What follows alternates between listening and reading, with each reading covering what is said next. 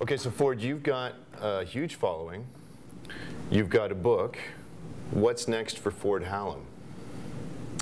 Actually, it's something I've had gestating for some time. There have been a few clues in some of the work I've done recently. I'm very interested in developing a more sculptural approach to my work, moving away from sword fittings, small-scale sculpture that incorporates, of course, all the techniques and aesthetics that I've developed. But I feel the need to find my own language now that is has grown out of the Japanese tradition, is informed by it, but is very much my own exploration and interaction with my medium. I'm fascinated by the inner structure of the metals, how they interact, my experience of working with metals, and how they respond under my hammer, my file, my chisel. It's a world that I'm becoming more and more familiar with, and I want to see if I can't eke that out to show the inner structure of metals in the art. So you're being specific, but slightly elusive. As is my own. What, can you give us a more tangible clue, or would you rather wait for the work to come out and that would be? You know, potters work with local clay and simple glazes in Japan, and they explore those materials in very subtle and nuanced ways. We've got to the point in the 21st century with metal, it's an inorganic thing, it has no life, it's just taken off the shelf.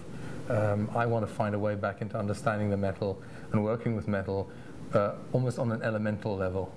For me, it's an organic material, and when I make my alloys, I use native coppers. I'm looking for those irregularities, those little surprises that nature throws at you, and being able to riff on that, play with that.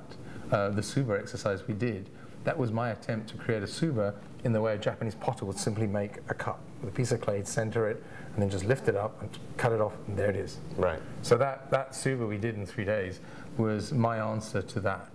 Pure technique, pure feeling, pure understanding of the metal. In its ideal form, that project would have started with an ingot of copper that we would have cast into water. And funny enough, you got a few people excited just at the mention of that thought. Yes, it's going back to raw material. And we can actually use copper, float copper that came down on the last ice age and is deposited all over Michigan. Mm-hmm. We can use that material, and we can take that, we can melt it in a furnace, throw it into a pan of boiling water, and end up with a beautiful cake of copper. We can forge out and make a piece from nothing, from literally from the ground, as our ancestors might have done. And I really want to get back in touch with that. That's part of what I want to get across in terms of metalwork. I don't see the point of pursuing technological advances in terms of working with metal, because it removes us from it all the more. So I'm going in the opposite direction from CAD design and 3D printing. I want to work with metal, I want to work with my hands. If that's what you want to do, fine. But don't call yourself a metalsmith, because you're just confusing everybody. Right.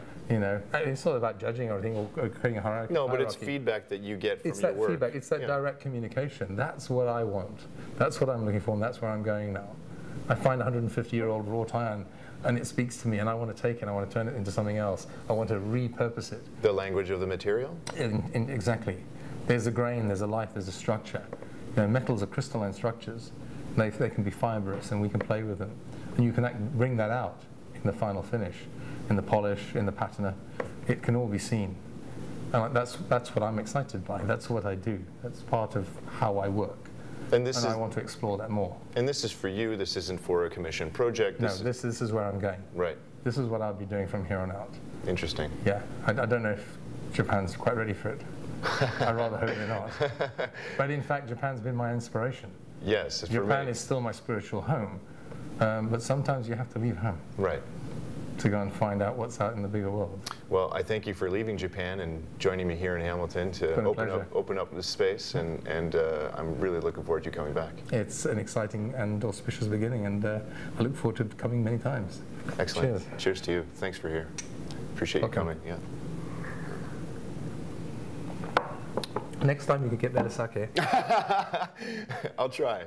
I'll have to order it, obviously. You're the same, not try, just do. Yeah, understood. Thanks again. Pleasure.